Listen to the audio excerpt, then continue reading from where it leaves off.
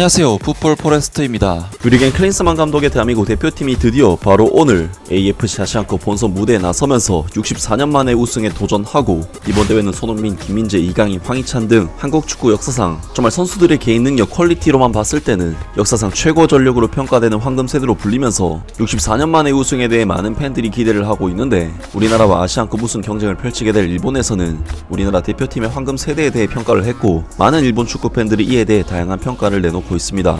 대한민국 대표팀은 바로 오늘 바레인 대표팀과의 경기를 시작으로 이번 2023 AFC 아시안컵 본선에 나서게 되는데요. 우리나라 대표팀은 이번 AFC 아시안컵에서 당연히 1포트에 배정이 되어 이번 대회 가장 강력한 팀들 중 하나로 분류가 되었고, 일본, 이란, 호주, 사우디아라비아, 카타르 등과 함께 아시안컵 우승을 놓고 경쟁을 펼치게 되고, 더 넓은 의미로 봤을 때는 우즈베키스탄, 아랍에미리트, 이라크 정도가 우리나라 대표팀을 위협할 전력을 가진 보병의 팀들이 아닐까 싶은데요. 다들 아시다시피 우리나라 대표팀은 손흥민, 김민재, 이강인, 황희찬 등 우리나라를 넘어 아시아에서도 좀처럼 보기 힘든 퀄리티의 선수들을 다수 보유하고 있기 때문에 고점의 의미에 있어서는 정말 다른 팀들이 엄두도 낼 수 없을 정도로 최강의 선수진을 보유하고 있다고 할 수 있는데, 일본의 야후 재팬에서는 우리 대표팀의 강력한 선수진에 대해 경계하는 소식을 전해왔습니다. 13일부터 아시안컵이 시작된다.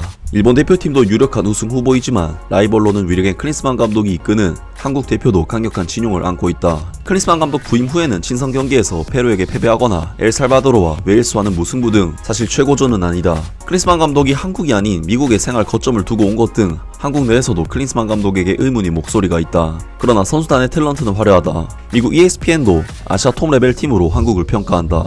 센터백 김민재는 지난 시즌 나폴리의 스쿠데토에 공헌해 발롱도르의 최종 후보로도 올랐다. 울버햄튼 원더러스의 공격수 황희찬은 이번 시즌 프리미어리그 20경기에서 10골 3어시스트를 기록, 이강인은 파리 생제르맹에서 선발 선수로서의 지위를 확립하고 있다. 클린스만 감독에게는 유럽에서 플레이하는 강력한 탤런트들이 있고, 수비진에도 K리그 베스트 플레이어들이 배치되고 있다. 그리고 무엇보다 아시안컵의 전 선수 중 가장 지명도가 높고 확실히 아시아 최고의 선수인 손흥민이 있다. 결승에서 일본 대표와 부딪힐 가능성도 있지만 지금 한국의 실력은 진짜일까? 라면서 한국 대표팀이 가지고 있는 선수상 퀄리티에 대해 상당히 경계하는 소식을 전해왔습니다. 우리나라와 아시안컵 우승 경쟁을 펼치게 될 일본 축구 팬들은 이에 대해 어떤 반응들을 보였을까요? 월드컵 이후 콜롬비아, 우루과이, 페루, 엘살바도르, 웨일스 등 5경기에서 0승 3무 2패. 이 시점에서 클린스만 감독은 상당한 비판에 휩싸여 해임 위기에 처했고, 실제 팀으로서도 전혀 잘 되지 않았다. 그 후 가을 이후 사우디아라비아, 튀니지, 베트남, 싱가포르, 중국, 이라크와 크게 경합이라고 할 수 없는 상대에게 연승을 거둔 결과 특별한 팀 상황은 개선되지 않았음에도 가을까지의 위기감은 잃어버린 것 같네. 클린스만 감독은 커뮤니케이션을 포함해 전혀 잘 되지 않는 것 같고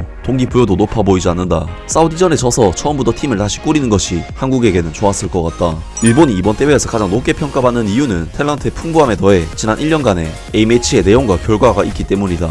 아무리 한국이 탤런트가 있다고 해도 이라크 상대로 득점은커녕 제대로 된 기회도 만들어내지 못하는 것이 현실. 조직 안에서 자신을 살릴 능력이나 축구 IQ가 낮거나 주변 선수들의 수준이 너무 낮거나 둘 중 하나다. 이라크전에서 팀이 얼마나 평범한지를 알 수 있었다. 손흥민, 김민재, 황희찬, 이강인, 결국 이 4명밖에 없다. 조별리그를 1위로 통과하면 토너먼트 첫 경기가 이라크, 8강전이 이란, 준결승전이 카타르나 우즈벡, 결승전이 일본. 한국이 과연 결승전까지 진출할 수 있을까? 한국 대표팀의 멤버는 대단하다고 생각하지만 개개인의 능력이 높을 뿐 아시아 이외의 나라와의 경기에서는 그렇게까지 대단한 결과가 나오지 않았다. 분명 지금 현재는 일본의 공격이 더 위협적이라고 생각한다. 멤버가 좋다는 점에는 의심의 여지가 없다. 하지만 단기 토너먼트의 무서운 점은 자신의 진정한 가능성을 보여주지 못할 수도 있다는 것이다. 그런 점에서 선수층이 두터운 일본은 특정 에이스가 잘 안되더라도 대체 선수가 나올 가능성이 높아 우승에 가깝다. 강력한 탤런트 집단이라면서 지난해 웨일스와의 경기에서는 경기 내내 슈팅 4개로 무득점, 얼마 전 이라크전은 슈팅 3개로 득점은 없었다. 상대가 유럽이나 남미의 강호라면 몰라도 대전한 나라들은 확실히 다르지. 한국 측이 말하는 것처럼 대단한 것은 아니다. 손흥민을 제외하고 한국보다 훨씬 질 좋은 선수가 전 포지션에 있는 독일 대표팀이 일본에게 2번이나 졌다. 이 시점에서 퀄리티 높은 선수 몇 명 있다고 이길 수 없다는 것은 알 수 있을 텐데, 현재 한국 대표는 틀림없이 사상 최강의 세대다. 곳곳에서 방심하는 댓글들이 종종 보이는데, 일본 대표가 강한 것도 틀림없지만 한수아레라고 부르기에는 너무 강한 상대다. 마음먹고 임하자. 몇 명의 유럽파가 있는지 모르지만 어차피 그 4명만으로는 나머지는 그냥 쓸어 담는 수준. 너도 나도 국대로 불러들이는 정도의 나라가 준우승 후보라면